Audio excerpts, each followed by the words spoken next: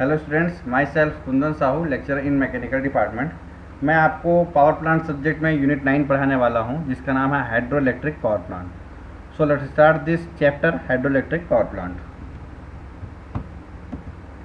तो ये है हाइड्रो इलेक्ट्रिक पावर प्लांट का मेन एक्चुअल डायग्राम है, एक्चुअल पिक्चर बोल सकते हैं हम, डायग्राम नहीं बोलूँगा, एक्चुअल पिक्चर है ये। तो ये डैम है, ये वाला रिजर्वायर सेक्शन है, ये डैम है, और उस पर बहुत सारे मैकेनिकल कंपोनेंट्स हैं जिसमें आपको नहीं दिख रहा होगा। तो हम स्टेप बाय स्टेप समझते हैं इसके बारे में। नेक्स्ट स्लाइड में हम मूव करते हैं। इंट्रोडक्शन। तो इंट्रोडक्शन में क्या होता है, हाइड्रो इलेक्ट्रिक पावर प्लांट में जो वाटर, फ्लोइंग वाटर की जो काइनेटिक एनर्जी है, हम उसको इलेक्ट्रिकल एनर्जी में चेंज करते हैं। और वो ये जो चीज़ संभव होता है वो आपका टरबाइन की मदद से होता है। ठीक है, टरबाइन की मदद से होता है। वो टरबाइन आपका इम्पल्स टरबाइन हो सकता है, रिएक्शन टरबाइन हो सकता है, ये सब की मदद से होता है। ठीक है, और पावर जनरेटर एक सेक्शन होता है जहाँ पे कॉपर कॉइल होते हैं, उसके ऊपर मैग्नेट होता है जो रोटेट करता है और इलेक्ट्रिकल एनर्जी प्रोड्यूस करता है, और वो सबको घुमाने का काम टरबाइन करता है। ठीक, तो यहाँ से आपकी इलेक्ट्रिकल एनर्जी प्रोड्यूस होती है। तो हम इसे देखते हैं नेक्स्ट स्लाइड में। ये आपका डैम है, रिजर्वायर सेक्शन है, ये गेट है। ठीक है, ये वाला सेक्शन पेन स्टॉक है। ठीक, ये हाईली प्रेशराइज्ड वाटर और हाई वेलोसिटी से वाटर आएगा और यहाँ पे टरबाइन को स्ट्राइक करेगा। टरबाइन को जैसे ही स्ट्राइक करेगा, टरबाइन घूमेगा। टरबाइन घूमेगा तो जनरेटर वाले सेक्शन में कॉपर कॉइल और मैग्नेट होते हैं, वो रोटेट करेंगे, ऐसे से रोटेट करेंगे। और जितना हाई वेलोसिटी से टरबाइन का ब्लेड रोटेट करेगा, उतना ज़्यादा ये रोटेट करेगा, क्योंकि डायरेक्टली कनेक्टेड है। और उसके बाद यहाँ से इलेक्ट्रिकल एनर्जी पावर हाउस में, पावर जनरेशन सेक्शन में इलेक्ट्रिकल एनर्जी आपकी प्रोड्यूस हो जाएगी और वो पावर लाइन्स के थ्रू ट्रांसमिट हो जाएगी। तो यहाँ से जो इलेक्ट्रिकल वाला पोर्शन है वो इलेक्ट्रिकल इंजीनियर का काम होता है, और बाकी जो टरबाइन तक का सेक्शन है वो मैकेनिकल इंजीनियर का काम होता है। ठीक है, और जो वाटर वर्क करेगा वो टेल रेस लेवल में चला जाएगा। अब टेल रेस लेवल क्या होता है, जो टरबाइन में वर्क करने के बाद जितना हाइट बच जाता है वाटर का बेस से, that is called tail race level. और हेड रेस लेवल क्या है, यहाँ से लेके यहाँ तक हेड रेस लेवल कहलाता है। ठीक है, तो ये था आपका head race tail race level. ठीक, अब हम नेक्स्ट मूव करते हैं। एडवांटेजेस, इस पर कोई फ्यूल रिक्वायरमेंट की आवश्यकता नहीं होती, एयर पोल्यूशन भी नहीं होता, highly fluctuating peak daily loads वगैरह में इजीली वर्क कर सकता है, बाढ़ को आसानी से रोक सकता है। ठीक है, ये इसके एडवांटेजेस हैं। डिसएडवांटेजेस क्या है कि इकोसिस्टम्स को डिस्टर्ब करता है, सराउंडिंग एरियाज़ को डिस्टर्ब करता है, बहुत ज़्यादा एरिया चाहिए और इकोसिस्टम्स को डिस्टर्ब कर रहा है, मीन्स इसमें पेड़ वगैरह की कटाई हो जाती है। ठीक है, और आसपास जितने लोग हैं सबको बाहर वहाँ से दूसरी जगह शिफ्ट करना पड़ता है, क्योंकि बहुत ज़्यादा एरिया की आवश्यकता होती है। तो ह्यूमन डिस्प्लेसमेंट भी संभव है इस पर, और करना ही पड़ेगा, अदरवाइज आप डैम कंस्ट्रक्ट नहीं कर पाओगे। ठीक है, move to next slide. Working. अब वर्किंग में क्या होता है कि वर्किंग, ये डायग्राम जो है ये आपका टरबाइन सेक्शन वाला, पावर जनरेशन वाला है। तो यहाँ से पेन स्टॉक के जरिए हाईली प्रेशराइज्ड वाटर और जो हाई किनेटिक एनर्जी रहती है वो इस टरबाइन के ब्लेड से टकराएगी। टरबाइन का ब्लेड रोटेट होगा, टरबाइन का ब्लेड रोटेट होगा तो ये वाला सेक्शन टरबाइन से कनेक्टेड रहता है।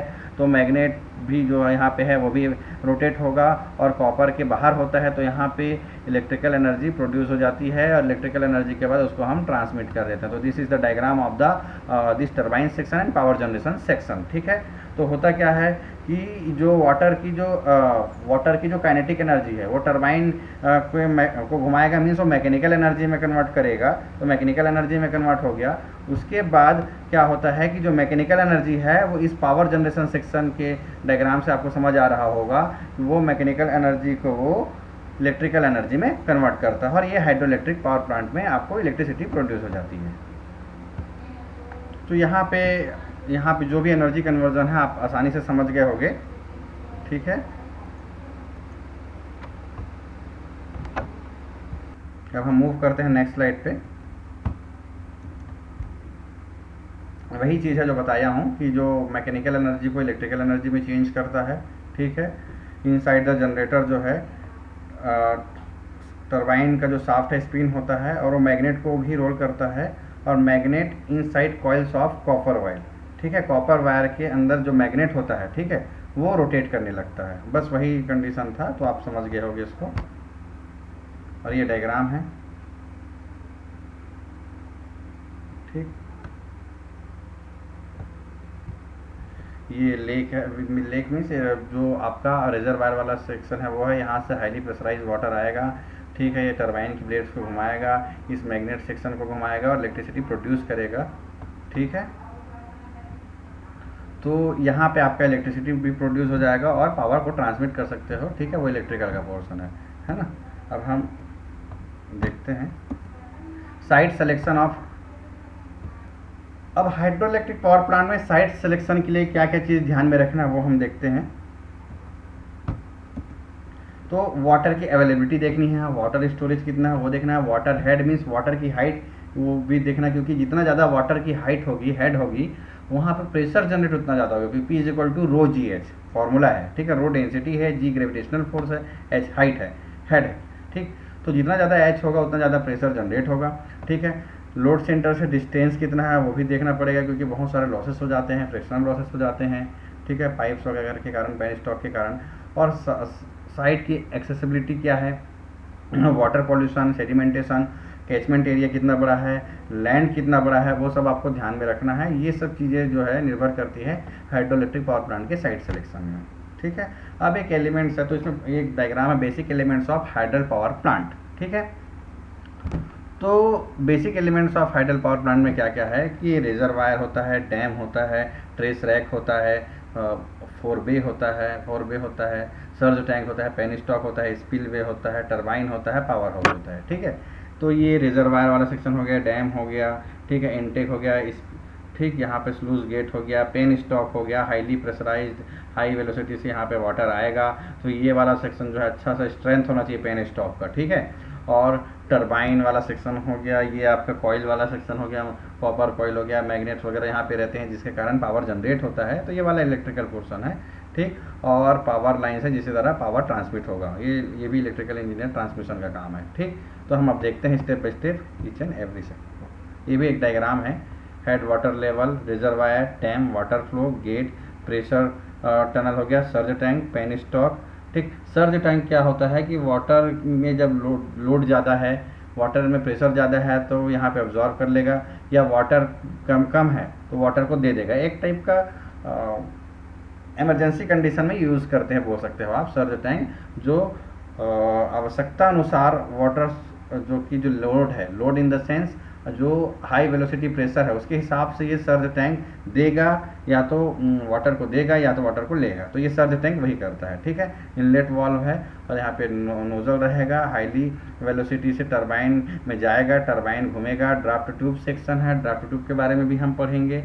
वाटर जो है शाफ्ट को रोटेट करेगा और यहाँ पे शाफ्ट को रोटेट करेगा तो कॉपर कॉइल और मैग्नेट वाला सेक्शन भी रोटेट होगा और ये वहाँ पे इलेक्ट्रिसिटी जनरेट होगी। कंट्रोल रूम पैनल हो गया और यहाँ पावर हाउस भी बोल सकते हैं, ट्रांसफार्मर हो गया, इलेक्ट्रिक केबल्स वगैरह हो गए और ये इलेक्ट्रिक ट्रांसफ़र हो जाएगा, ठीक है, आपका काम हो जाएगा। तो ये हेड वाटर लेवल है और ये टेल वाटर लेवल, आपको समझ आ गया होगा layout of hydro electric power plant, ठीक।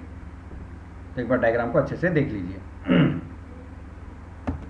Components of hydel power scheme, the principal components are it, forebay होता है, इंटेक स्ट्रक्चर होता है, पेन स्टॉक्स होता है, सर्ज टैंक होता है, टरबाइंस होता है, पावर हाउस होता है, ड्राफ्ट ट्यूब होता है, टेल रेस होता है, ठीक है। तो हम देखते हैं, पहला है फोरबे।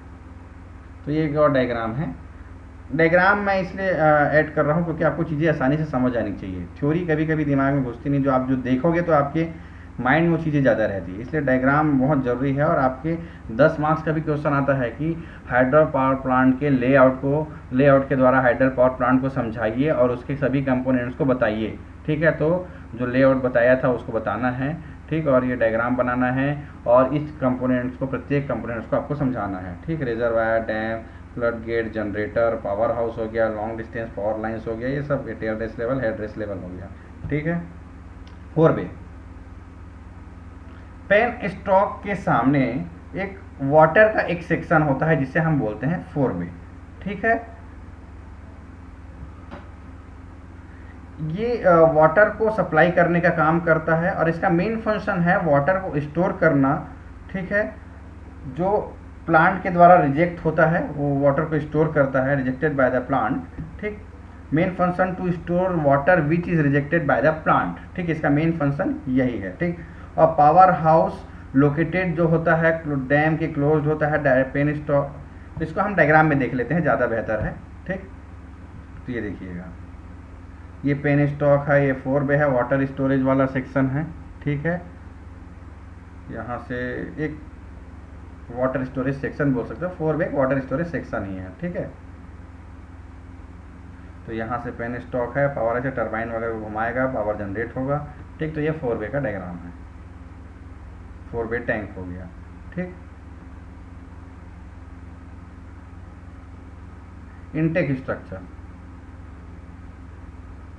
अब वाटर जो है 4 बे से पेन स्टॉक पे आएगा, वाटर जो है 4 बे से पेन स्टॉक पे आएगा, वाटर जो है 4 बे से पेन स्टॉक पे आएगा, तो वो जो है आपका इनटेक स्ट्रक्चर के माध्यम से होता है। ठीक, इनटेक स्ट्रक्चर के, और इसमें मेन कंपोनेंट होते हैं ट्रेस रैक, गेट। और ट्रेस रैक का काम जो होता है, ट्रेस रैक का काम वो मलबा को, डेब्रिस जो है, बहुत सारे इम्प्योरिटीज़ है, उसको रोकने का काम करता है। ठीक है, नहीं तो वो टरबाइन को इफेक्ट करेगा, टरबाइन में फंस जाएगा, पेन स्टॉक में फंस जाएगा और आपका जाम हो जाएगा। ठीक है, तो डेब्रिस के जो एंट्री है उसको रोकने का काम करता है, डेब्रिस मतलब मलबा वगैरह। ठीक है, तो ये होता है इनटेक स्ट्रक्चर। अब पेन स्टॉक, पेन स्टॉक जब रिजर्वायर से जब गेट को हम ओपन करते हैं, ठीक, तो एक मैं आपको डायग्राम दिखा दे रहा हूँ पेन स्टॉक का ना, ये है, इसमें भी आपको समझ नहीं आ रहा होगा, ये पेन स्टॉक का है, ये पेन स्टॉक है, और डायग्राम देख सकते हैं, ये पेन स्टॉक है। तो जब हम रिजर्वायर से जब गेट को ओपन करते हैं तो हाई प्रेशराइज्ड हाई वेलोसिटी वाला जो वाटर है यहाँ पे जाता है, तो ये वाले सेक्शन को हम बोलते हैं पेन स्टॉक। ठीक है, आपको समझ आ गया होगा। हम मूव करते हैं अपने स्लाइड पे अब। तो जो पेन स्टॉक का एक साइड जो होता है रिजर्वायर गेट से कनेक्टेड होता है, और एक साइड जो है टरबाइन के एंट्री से कनेक्टेड होता है। ठीक है, अगर हेड जो है बहुत 30 मीटर से कम होता है, अगर जो हेड है, ठीक वेट कीजिए, अगर जो हेड है वो 30 मीटर से कम होता है, तो आप रेनफोर्स कंक्रीट या स्टील कंक्रीट जो बोल सकते हैं, हम कंक्रीट पेन स्टॉक का यूज़ करते हैं। कंक्रीट जो पेन स्टॉक जो है वो कंक्रीट का बनाएंगे। अगर हेड ज़्यादा है तो स्टील्स वगैरह का यूज़ करते हैं। अब ये बहुत इम्पॉर्टेंट कंपोनेंट है, क्योंकि ये हाई प्रेशराइज्ड और बहुत ज़्यादा प्रेशर वाला वाटर और वेलोसिटी वाला वाटर इस पे है। ठीक है, तो ये बहुत अच्छी स्ट्रेंथ की होनी चाहिए। ठीक है, तो अच्छी स्ट्रेंथ की होनी चाहिए। तो अगर हेड ज़्यादा है तो हम स्टील का यूज़ करेंगे, हेड कम है तो कंक्रीट का यूज़ करेंगे। ठीक, और जैसे जैसे हेड बढ़ती जाएगी तो हम थिकनेस बढ़ाते जाएंगे, क्योंकि हेड जितना ज़्यादा बढ़ेगा प्रेशर उतना ज़्यादा बढ़ेगा, जितना ज़्यादा प्रेशर बढ़ेगा तो वहाँ पे क्या होगा कि जो आपका पेन स्टॉक है, पेन स्टॉक के ब्रेक होने के चांसेस ज़्यादा बढ़ जाएंगे, इसलिए हम उसकी थिकनेस को भी बढ़ाएंगे तो वाटर प्रेशर को बियर कर सके वो। ठीक है, तो इसीलिए पेन स्टॉक बहुत इंपॉर्टेंट हो जाता है अपने जगह पे।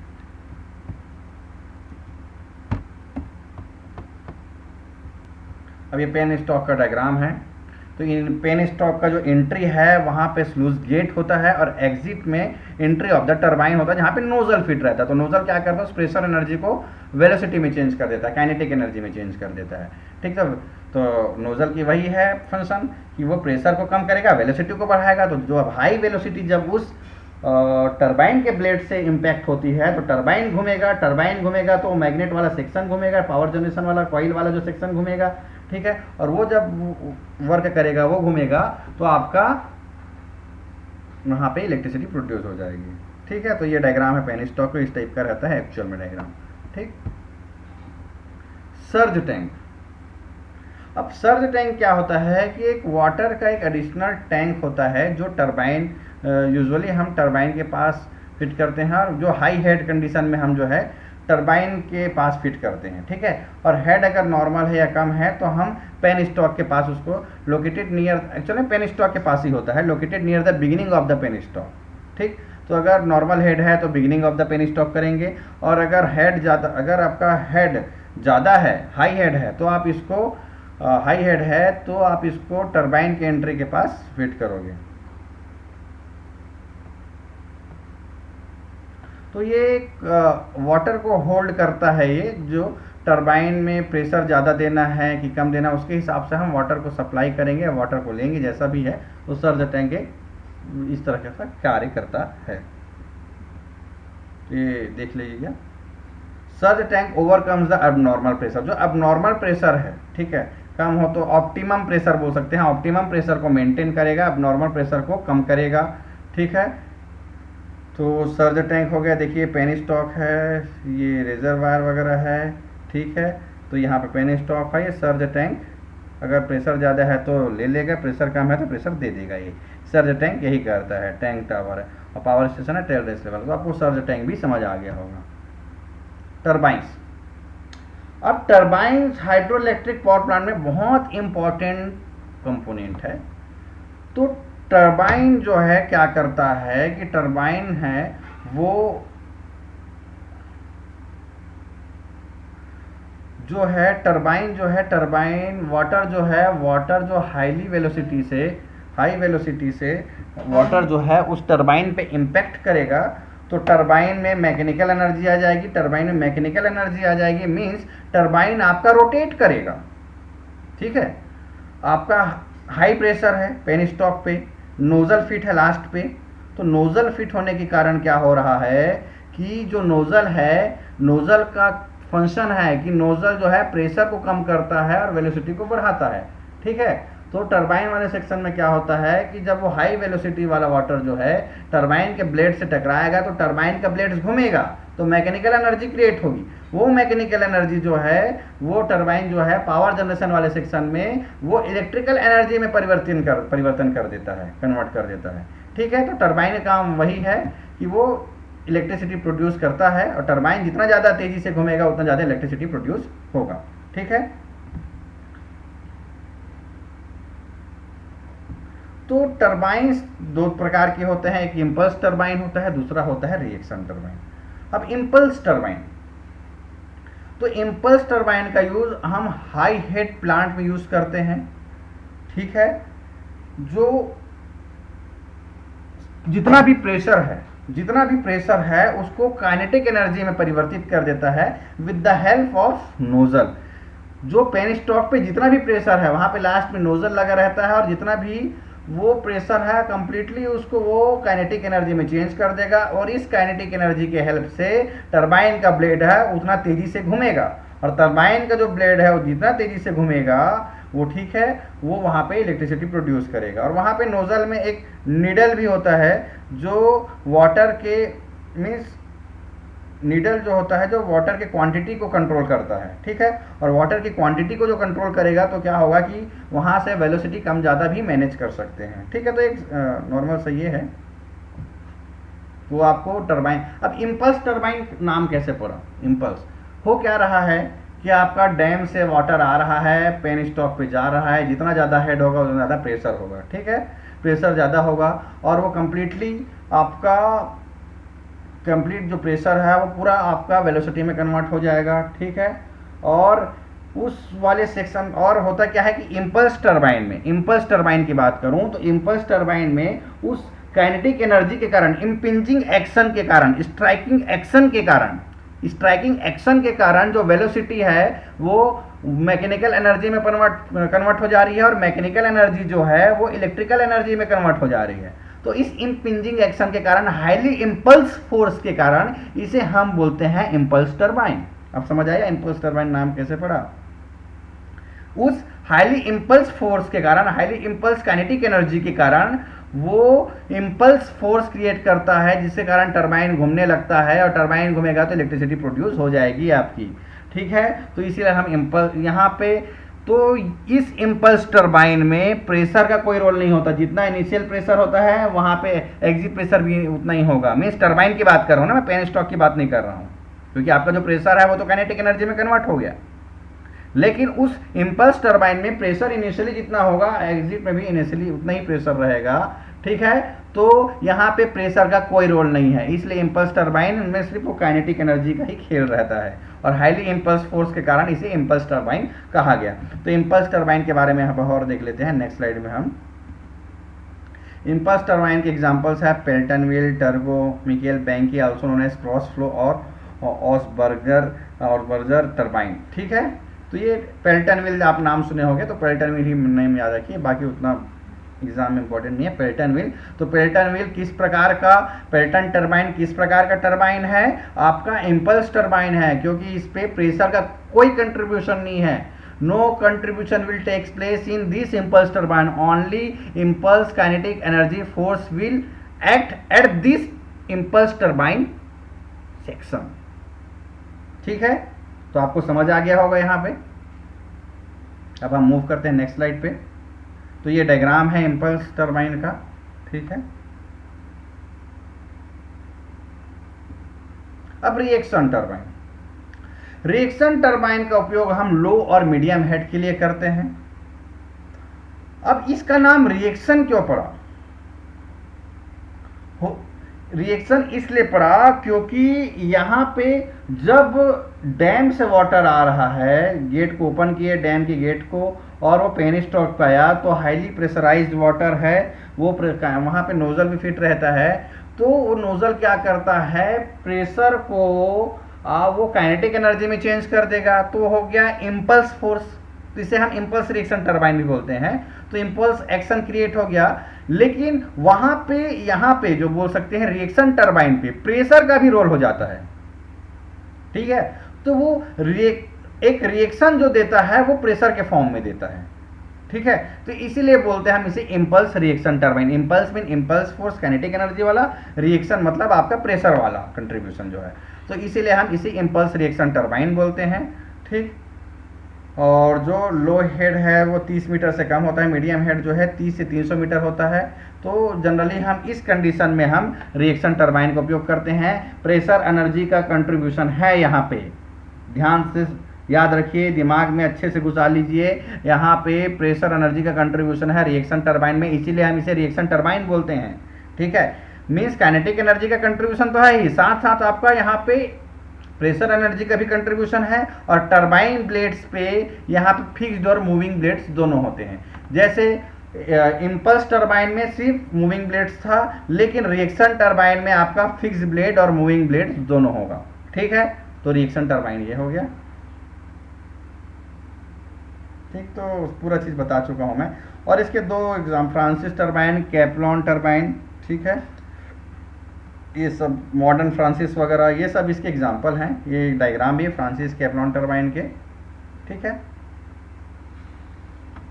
आप हाइड्रोलिक टरबाइन को फ्लूइड मशीनरी में भी पढ़े हो, तो उसमें आप वेलोसिटी डायग्राम्स वगैरह बनाते हो, तो आपको काफ़ी डिज़ाइन जो है काफ़ी उसके बारे में पता रहता है, वेलोसिटी डायग्राम पता रहता है। तो हमारे पास इस चैप्टर में हम वेलोसिटी डायग्राम नहीं बना सकते, क्योंकि हमारे पास उतना टाइम नहीं है कि हम एक एक पोर्शन को वेलोसिटी डायग्राम को करें। अदर वेलोसिटी डायग्राम आपके एग्जाम के लिए भी इंपॉर्टेंट नहीं है, तो आपको सिर्फ नॉर्मली सिर्फ इंट्रोडक्शन जानना और वर्क क्या करता है वो जानना है। क्लासिफिकेशन ऑफ टरबाइन, अब according to the type of energy at inlet पे दो होते हैं, इम्पल्स टरबाइन और रिएक्शन टरबाइन। इम्पल्स में प्रेशर का कोई कंट्रीब्यूशन नहीं है, काइनेटिक एनर्जी का कंट्रीब्यूशन है। रिएक्शन में काइनेटिक एनर्जी एंड प्रेशर दोनों का कंट्रीब्यूशन रहेगा। और according to the direction of flow through runner, tangential flow turbine, radial flow turbine, axial flow turbine, mixed flow turbine, ठीक है। Tangential flow turbine impulse turbine बोल सकते हैं, पेल्टन व्हील बोल सकते हैं। रेडियल, एक्सियल, मिक्स्ड फ्लो जो है वो आपका फ्रांसिस हो गया, या रिएक्शन टरबाइन बोल सकते हैं हम, ठीक है।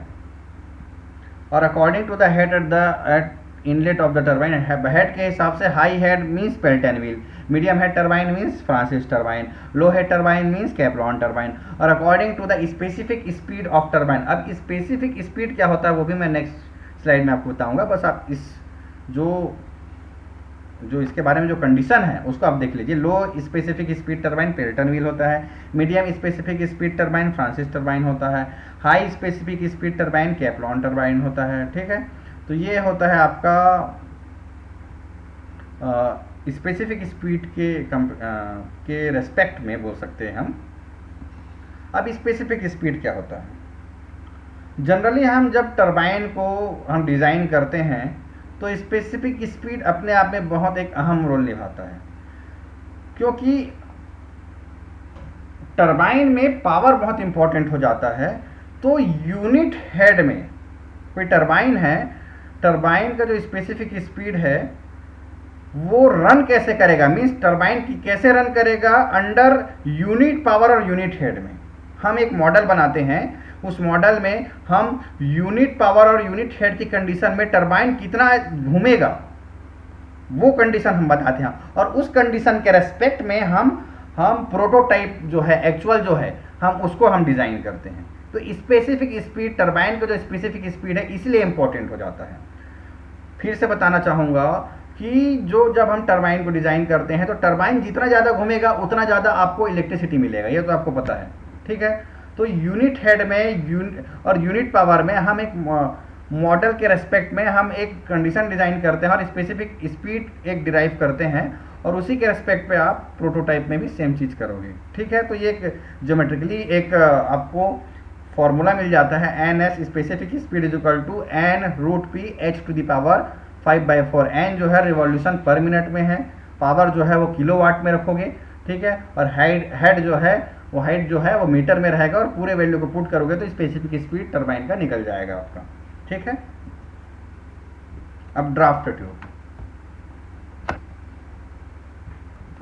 ट्यूब, क्या होता है कि पेन स्टॉक से आपका हाई प्रेशर, हाई वेलोसिटी वाला, हाई काइनेटिक एनर्जी वाला वाटर आ रहा है, टरबाइन में स्ट्राइक किया, ठीक है, टरबाइन में स्ट्राइक किया, उसके बाद टरबाइन में स्ट्राइक करने के बाद वो जो वाटर जो है, वाटर में कभी कभी क्या होता है कि टरबाइन में स्ट्राइक करने के बाद वेलोसिटी भी हाई रहती है, ठीक है। तो वेलोसिटी हाई रहती है तो यहाँ पे एनर्जी लॉस होता है, ठीक है। तो उस एनर्जी लॉस को ओवरकम करने के लिए, रिड्यूस करने के लिए हम क्या करते हैं कि हमें टरबाइन को, अगर ड्राफ्ट ट्यूब नहीं है तो टरबाइन को हमें ज़्यादा नीचे फिट करना पड़ जाएगा, टरबाइन को नीचे फिट करना पड़ेगा, क्योंकि जितना ज़्यादा हम नीचे फिट करेंगे उतना ज़्यादा अच्छे से वो वाटर की काइनेटिक एनर्जी, वाटर के प्रेशर एनर्जी को यूज़ करेगा, ठीक है। लेकिन ज़्यादा नीचे फिट करेंगे तो प्रॉब्लम क्या होगी, टरबाइन को हम ज़्यादा नीचे फिट करेंगे तो वो वाटर वाले सेक्शन में चला जाएगा, और टरबाइन का वहाँ पे रिपेयर मेंटेनेंस अच्छे से नहीं हो पाएगा, ठीक है। और रिपेयर मेंटेनेंस अच्छे से नहीं हो पाएगा, ज़्यादा नीचे वाले सेक्शन में चला जाएगा। तो हम क्या करते हैं, वहाँ पे ड्राफ्ट ट्यूब इंस्टॉल करते हैं। और ड्राफ्ट ट्यूब क्या है, एक डाइवर्जिंग एरिया होता है, वो क्या करता है, जो टरबाइन में वर्क करने के बाद जो काइनेटिक एनर्जी जो बची रहती है उसको वो रिड्यूस कर देता है, ठीक है। और उसको रिड्यूस करता है तो उस कंडीशन में हम क्या कर सकते हैं कि टरबाइन को ऊपर फिट कर सकते हैं, टरबाइन को हायर लेवल में, टेल रेस के कंपेयर में हम हायर लेवल में फिट कर सकते हैं। मैं आपको डायग्राम दिखाता हूं तो आपको समझ आएगा। ये पेन स्टॉक से वाटर आया, ठीक है, अब इस पे एनर्जी ज़्यादा है। अभी अगर सपोज ड्राफ्ट ट्यूब नहीं है तो ये इसको मेरे को टरबाइन को काफ़ी डाउन साइड यहाँ पे फिट करना पड़ जाएगा, यहाँ पे, ठीक है। लेकिन यहाँ पे फिट करेंगे तो उसका रिपेयर, मेंटेनेंस, इंस्टॉलेशन, बहुत सारी चीज़ों में दिक्कतें आती है, ठीक है। तो ये सब चीज़ को रिड्यूस करने के लिए, ये सबको कम करने के लिए हम क्या करते हैं, ड्राफ्ट ट्यूब इंस्टॉल करते हैं। ड्राफ्ट ट्यूब क्या होता है, एक डाइवर्जिंग पैसेज होता है। तो यहाँ पे जब वो टरबाइन पे वर्क करेगा वाटर, तो वहाँ पे काइनेटिक एनर्जी होती है, उस काइनेटिक एनर्जी को वो कम कर देगा, ठीक है, काइनेटिक एनर्जी को कम कर देगा, और टरबाइन को आप ऊपर फिट कर सकते हो, ठीक है। तो यहाँ पे वो वाला जो हमारा जो कॉन्सेप्ट था कि टरबाइन का रिपेयर मेंटेनेंस में दिक्कत होगा, तो ये वाला जो प्रॉब्लम था वो दूर हो जाएगा। तो ड्राफ्ट ट्यूब यही करता है। तो एनर्जी को भी वो क्षय होने नहीं दिया, और वो जो है, जो टरबाइन है, टेल रेस लेवल के कंपेयर में हाई लेवल पे फिट हो गया यहाँ पे। तो ड्राफ्ट ट्यूब वही करता है, ठीक है। अब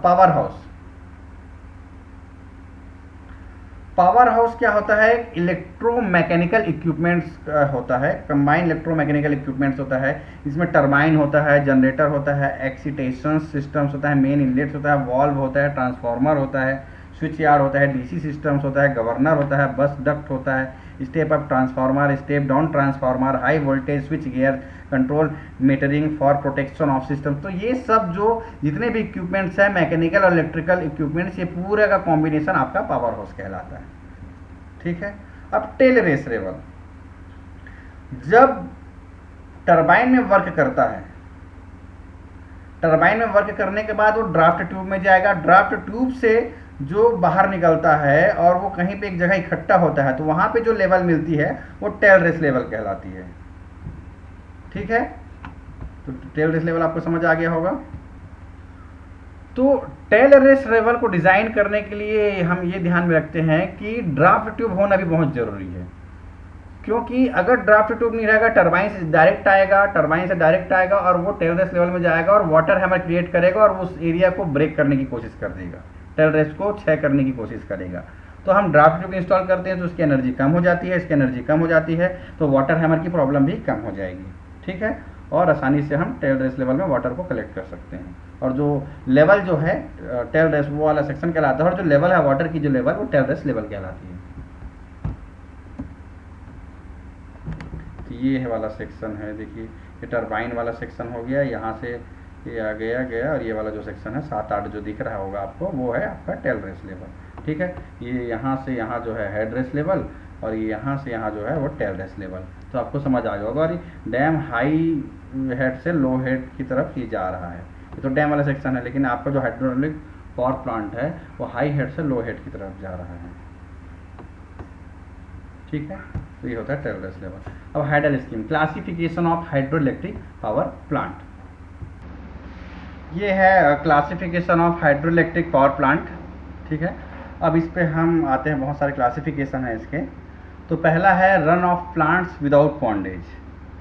ये एक ऐसा प्लांट है जिस पे स्टोर वाटर की ज़रूरत नहीं होती। नॉर्मली जो वाटर हमारे पास अवेलेबल रहता है डायरेक्टली उसी का हम यूज़ करते हैं और कंटिन्यूस वाटर सप्लाई होते रहता है। ठीक है, और सेकेंड है रन ऑफ प्लांट्स विथ पॉन्डेज। ये इस प्रकार का प्लांट है जिसपे हम स्टोर वाटर का यूज़ करते हैं, और स्टोर वाटर का यूज़ तब होता है ड्यूरिंग पीक पीरियड्स में। सपोज मान के चलो कि आपको हाई पावर जनरेशन की आवश्यकता है, थोड़ा पावर जनरेशन ज़्यादा चाहिए, क्योंकि जैसे गर्मी के दिनों में पीक लोड्स वगैरह ज़्यादा रिक्वायरमेंट रहती है, तो ऐसे कंडीशंस में आपको वाटर की सप्लाई भी ज़्यादा देनी पड़ेगी, तो ये स्टोरेज जो वाटर है ये काम आएगा। ठीक है, तीसरा है रिजर्वायर, जिसपे रिजर्वायर का हम यूज़ करेंगे और ये रिजर्वायर में वाटर कलेक्ट रहता है।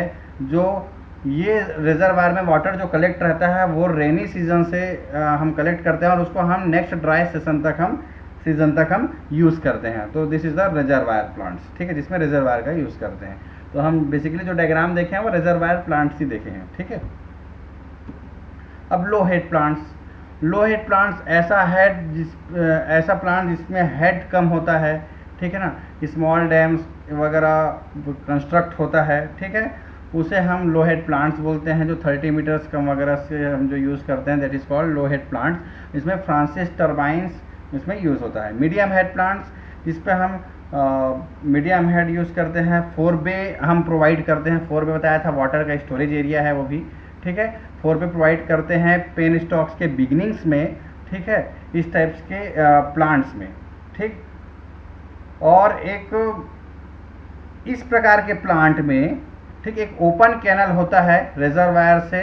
ठीक है, रिजर्वायर से 4 बे तक। ठीक, and then to penstock. तो होता क्या है कि एक रिजर्वायर होगा, है ना, रिजर्वायर के बाद एक ओपन कैनल होता है। वो ओपन कैनल जो है, जो आपको डायग्राम दिखाया भी था मैं ना, एक रिजर्वायर होता है, रिजर्वायर से ओपन कैनल होगा, वहाँ पे उसके बाद एक 4 बे होगा जहाँ पे वाटर कलेक्ट रहता है। अब उस 4 बे सेक्शन से आपका जो है पेन स्टॉक जो है कनेक्ट रहता है। तो ये मीडियम हेड वगैरह में यूज़ होता है, जहाँ पे 330 से 300 मीटर्स वगैरह जो एरिया हेड है वो यूज़ होता है। तो मीडियम हेड प्लांट्स वगैरह में हम यूज़ करते हैं, 4 बे का यूज़ करते हैं। ठीक है, हाई हेड प्लांट्स में अबोव 500 मीटर्स में हम इसका यूज़ करते हैं। पेल्टन टर्बाइन व्हील, जो पेल्टन व्हील टर्बाइन इसमें कॉमनली यूज़ होता है। ठीक है, इस प्रकार में हम सर्ज टैंक का यूज़ करते हैं क्योंकि हाई हेड है, मीन्स हाई प्रेशर जनरेशन होगा। हाई प्रेशर जनरेशन होगा तो एबनॉर्मल प्रेशर जनरेशन होगा। उस एबनॉर्मल प्रेशर को ऑप्टिमम प्रेशर में हम मेंटेन करने के लिए हम सर्ज टैंक का यूज़ करते हैं। ठीक है, वो सर्ज टैंक जो है पेन स्टॉक से कनेक्टेड रहता है। ठीक, और जो पेन स्टॉक है वो आपका टरबाइन से कनेक्ट रहेगा और वो पावर हाउस वगैरह से भी कनेक्ट रहेगा। ठीक, अब बेस लोड प्लांट्स, ये जनरली जो डिमांड के ऊपर डिपेंड करता है कि पॉपुलेटेड एरिया जो है उस पर एक जनरली जो नॉर्मल लोड प्लांट्स है, नॉर्मली जो लोडिंग कैपेसिटी है, कितना यूज़ हो रहा है उसके हिसाब से हम प्लांट जनरेट करते हैं। मीन्स रिक्वायरमेंट के हिसाब से कितना हमको, जैसे 2 मेगावाट, जैसे नॉर्मली 2 मेगावाट चाहिए हमें, तो 2 मेगावाट नॉर्मली यूज़ हो रहा है। ठीक है, तो ऐसे नॉर्मली यूज़ कंडीशन में, बेस लोड कंडीशन में हम इस प्रकार का हम प्लांट यूज़ करते हैं। This plants are use regularly and load factor for this plants are high. Load factor इस प्लांट का हाई होता है। Peak load plants. अब पीक लोड प्लांट्स क्या है, ज़्यादा वेरिएशन हो रहा है, पीक लोड हो रहा है, जैसे गर्मी के दिनों में ज़्यादा इलेक्ट्रिसिटी सप्लाई की ज़रूरत होती है, तो ऐसे टाइप के में हम पीक लोड प्लांट का उपयोग करेंगे। और रिजर्वायर का हम उपयोग करते हैं इस पर, जो वाटर को कलेक्ट करके रखे, उसके बाद डैम के चैनल को हम खोलेंगे तो पेन स्टॉक पे आएगा, हाई प्रेशर आएगा, ठीक है। और ये इस टाइप का पीक लोड प्लांट्स हो गया। पंप स्टोरेज प्लांट्स होता है 9वां।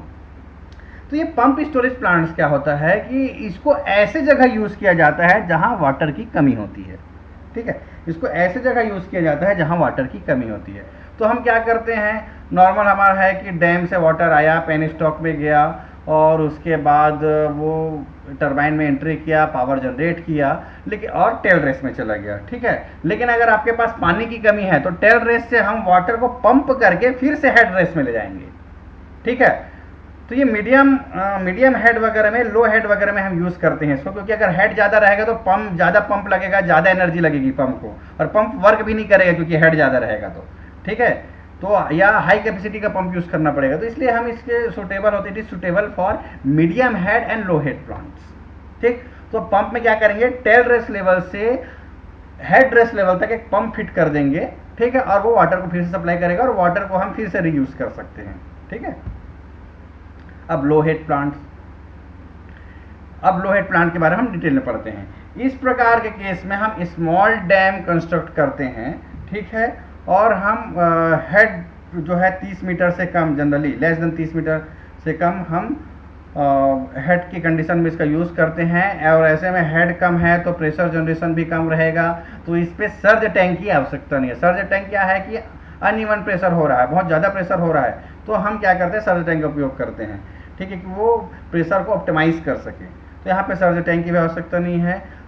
और ये प्लांट तभी कंस्ट्रक्ट करोगे, डैम को तभी कंस्ट्रक्ट करोगे जब हेड की जो हाइट है 30 मीटर से कम हो, ठीक है। अब हेड कम है तो इलेक्ट्रिसिटी का जनरेशन भी कम होगा, क्योंकि प्रेशर जनरेशन ही कम होगा तो आपकी इलेक्ट्रिसिटी जनरेशन भी कम होगी।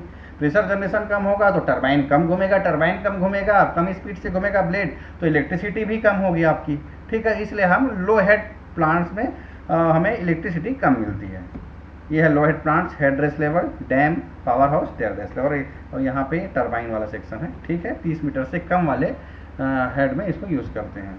मीडियम हेड प्लांट्स, अब मीडियम हेड प्लांट्स में क्या होता है कि हम 4 वे यूज़ करते हैं इसमें। और 4 वे बताया था कि रिजर्वायर से एक ओपन चैनल के थ्रू एक वाटर का एरिया रहेगा जहाँ हम वाटर को कलेक्ट करके रखेंगे, उसके बाद वो पेन स्टॉक से कनेक्ट रहता है, ठीक। तो हम 4 वे यूज़ करते हैं। तो 4 वे का यूज़ मीडियम हेड प्लांट में यूज़ किया जाता है।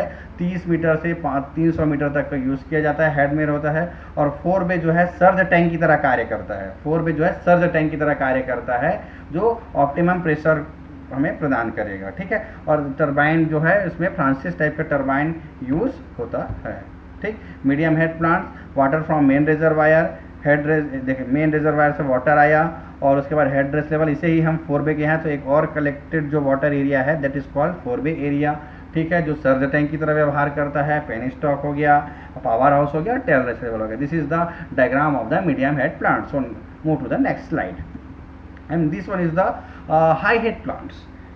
इन this plants we will use head above 500 metre, above 500 metre, ठीक है। और इस प्रकार के प्लांट में हाई प्रेशर जनरेशन होगा तो आपको पेन स्टॉक भी स्टील का यूज़ करना पड़ेगा, क्योंकि प्रेशर जनरेशन हाई रहेगा, ठीक है। प्रेशर जनरेशन हाई रहेगा तो टरबाइन भी आपका अच्छे से घूमेगा, ज़्यादा टरबाइन घूमेगा तो ज़्यादा इलेक्ट्रिसिटी प्रोड्यूस होगी। High megawatt electricity will generate in this high head plants. So this plant will work above 500 metre head, ठीक। तो आपको पूरा चीज़ बता दिया हूँ। और हाई हेड है तो आपका प्रेशर जनरेशन भी हाई होगा। अब प्रेशर जनरेशन हाई होगा तो अनइवन प्रेशर रहेगा, तो वो पेन स्टॉक को ब्रेक करने की कोशिश करेगा, या टरबाइन एकदम ज़्यादा प्रेशर हो जाएगा तो टरबाइन को भी ये ब्रेक करने की कोशिश कर सकता है, टरबाइन ब्लेड्स को। तो हम क्या करते हैं, इसमें सर्ज टैंक का यूज़ करते हैं। तो सर्ज टैंक क्या करेगा, वाटर हैमर के प्रॉब्लम को दूर करेगा, ठीक है। तो ये है आपका high head plants. स्लूज gauge provide करते हैं, ठीक है, 500 मीटर सबो में यूज़ करते हैं, ये बता चुका हूँ। Pelton wheel, this is the example of Pelton wheel turbine. High head plants का जो एग्जाम्पल है वो पेल्टन व्हील टरबाइन है। ठीक है, तो रेजरवायर, डैम, टनल, तो जनरली हम जो हाई मेगावाट पावर जनरेशन होता है, इलेक्ट्रिसिटी जनरेशन होता है, so in this section we will use high head plant. रेजर and above 500 metre use reservoir, dam, tunnel, surge tank, penstock, tailrace level, power house, turbine वाला section है। ठीक है, और अगर पानी की कमी है तो आप फिर से पंप लगा के यहाँ पे फिर से यहाँ पे भेज सकते हो। ठीक है, अब कैविटेशन प्रॉब्लम, तो यहाँ पे आपका हाई हेड प्लांट्स वाला जो प्लांट क्लासिफिकेशन है वो कंप्लीट हो गया। अब लास्ट है आपका कैविटेशन। कैविटेशन जो है वो होता है सिर्फ रिएक्शन टरबाइन में। रिएक्शन टरबाइन में Francis turbine, Kaplan turbine, bulb type turbine में होता है। अभी कैविटेशन क्या होता है? ठीक है, कैविटेशन क्या होता है कि जब कभी भी प्रेशर वाटर प्रेशर से कम होता है, सॉरी, जब कभी भी प्रेशर वेपर प्रेशर से कम होता है, जब कभी भी प्रेशर वेपर प्रेशर से कम होता है तो आपका बबल क्रिएट हो जाएगा, बबल्स। ठीक है ना, बबल्स क्रिएट हो जाएगा। तो जब बबल्स टरबाइन वाले सेक्शन में जाएगा तो फिर से प्रेशर ज़्यादा हो जाएगा, है ना, और फिर से प्रेशर ज़्यादा हो जाएगा तो टरबाइन के ब्लेड में जाके वो टकराएगा, वो और टरबाइन के ब्लेड में जाके टकराएगा और वो फूटते जाएगा, बबल्स बर्स्ट होते जाएगा। ठीक है, और कंटिन्यूअस टक टक टक टक टक साउंड आते जाएगा आपके पास। ठीक है ना, कंटिन्यूअस ये साउंड आते जाएगा, तो वो धीरे धीरे slowly it will reduce turbine life, it will reduce turbines life. तो क्या होगा कि रिएक्शन टरबाइन के एग्जिट में ये पाया गया, at the exits of the runner in the reaction turbine, runner के एग्जिट में रिएक्शन टरबाइन में ये पाया गया कि जब वेपर प्रेशर कम होता था तो बबल्स क्रिएट होते थे, और बबल्स जो है हाई प्रेशर जोन में जाके टरबाइन सेट के ब्लेड से टकराते थे और कंटिन्यूअस इस टाइप का साउंड क्रिएट करते थे। और ये साउंड क्रिएट करने के बाद ये जो है, ये आपको डायग्राम में दिख रहा होगा, ठीक है, ये जो है आपका कैविटेशन क्रिएट करता है। और एक टाइम बाद क्रीप फेल्योर के कारण with respect to time creep failure के कारण slowly it will destroy turbine blade, turbine blade को तबाह कर देगा ये। ठीक है, तो ये सिर्फ रिएक्शन टरबाइन में होता है। ठीक है, क्योंकि वेपर प्रेशर वहीं क्रिएट हो रहा होगा, उसी बबल्स क्रिएट हुआ मतलब आपका हाई प्रेशर जोन में जाएगा और बर्स्ट होगा बबल्स, और आपका कुछ प्रेशर से उसको स्ट्राइक करेगा टरबाइन के ब्लेड्स को और कैविटेशन क्रिएट होगा। और दूसरा एक सेक्शन है जो inlet of the centrifugal pump के भी इनलेट में ये क्रिएट होता है। ठीक है, तो ये था आपका कैविटेशन। ठीक, तो यहाँ पे आपका जितना भी थ्योरी पोर्शन है वो आपका कंप्लीट हो गया है आपका हाइड्रोइलेक्ट्रिक पावर प्लांट का। ठीक, तो हाइड्रोइलेक्ट्रिक पावर प्लांट के बारे में हम पूरा पढ़ लिए। ठीक, एक बार उसका डायग्राम भी देख लेते हैं हम। तो ये आपका डायग्राम है हाइड्रोइलेक्ट्रिक पावर प्लांट का, जिसे मैं एक बार और दिखा दे रहा हूँ लास्ट में। ये रेजरवायर है, ये डैम है, फ्लड गेट है, जनरेटर है, पेनी स्टॉक है। अगर हेड कम रहा तो कंक्रीट यूज़ करेंगे, ज़्यादा हेड रहा तो स्टील यूज़ करेंगे। ये टरबाइन सेक्शन है, पावर हाउस जनरेशन है, और ये ट्रांसमिशन लाइन है जो इलेक्ट्रिकल पोर्शन यूज़ होगा। तो और ये टेल रेस लेवल है, ये हेड रेस लेवल है। तो ये होता है हाइड्रोइलेक्ट्रिक पावर प्लांट। ठीक है, तो यहाँ पे हमारा हाइड्रोइलेक्ट्रिक पावर प्लांट का जो थ्योरी पोर्शन है वो कंप्लीट हो गया है। ठीक है,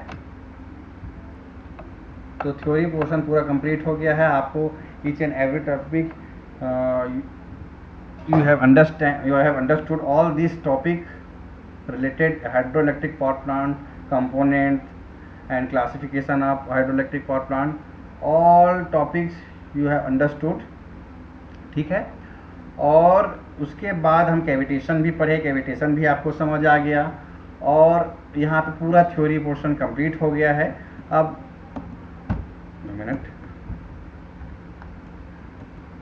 न्यूमेरिकल पोर्शन है, तो न्यूमेरिकल का एक वीडियो दूसरे वीडियो लेक्चर में आपको बता दूंगा न्यूमेरिकल्स के बारे में भी। ठीक है, तो यहाँ पे आपका ये यूनिट कंप्लीट होता है। न्यूमेरिकल पोर्शन को छोड़ देता हूँ थ्योरी पोर्शन पूरा कंप्लीट हो गया है।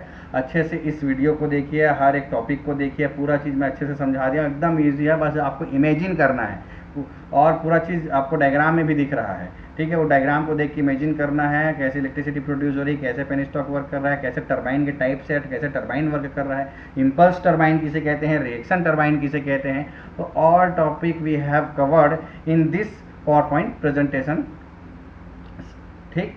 और कोई डाउट हो, कुछ भी हो तो मुझे व्हाट्सअप करिए। वीडियो को बार बार देखिए, शुरुआत से लेकर लास्ट तक वीडियो को देखिए, तभी आपको समझ आएगा। और इस चैप्टर में भी आपका जो असाइनमेंट रहेगा वो आपका न्यूमेरिकल प्रॉब्लम रहेगा, तो न्यूमेरिकल प्रॉब्लम का भी वीडियो मैं शेयर कर दूंगा, ठीक है। तो आप अच्छे से समझिए। नेक्स्ट वीडियो के लिए मेरे चैनल को लाइक कीजिए, सब्सक्राइब कीजिए, बेल आइकॉन को प्रेस कीजिए। तो आज के लिए बस इतना ही। Thank you. ओके।